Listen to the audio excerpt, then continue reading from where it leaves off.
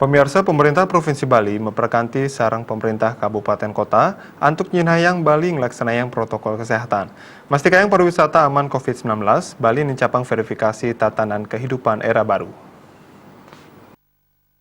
Kepala Dinas Pariwisata Provinsi Bali Putu Astawa Mausang, tatanan kehidupan era baru puniki, kepatutang majang industri pariwisata rumasuk outlet-outlet ring widang food and beverage, makanan dan minuman. Parindikan puniki, pindah ke kasumekenan pariwisata Bali, sejeroning laksanayang protokol kesehatan.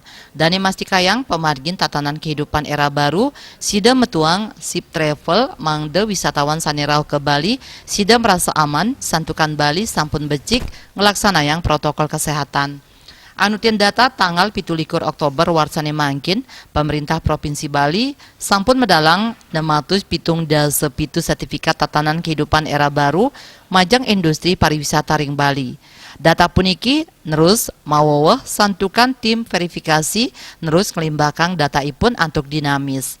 Regional Sales Manager PT Multibintang Indonesia Fitriani Mausang, outlet multibintang kedadosang pahan industri pariwisata sane patut ngelaksanayang protokol tatanan kehidupan era baru. Samian mitra anutin verifikasi tatanan kehidupan era baru untuk memargiang protokol kesehatan. Bisnis Bali nguningai.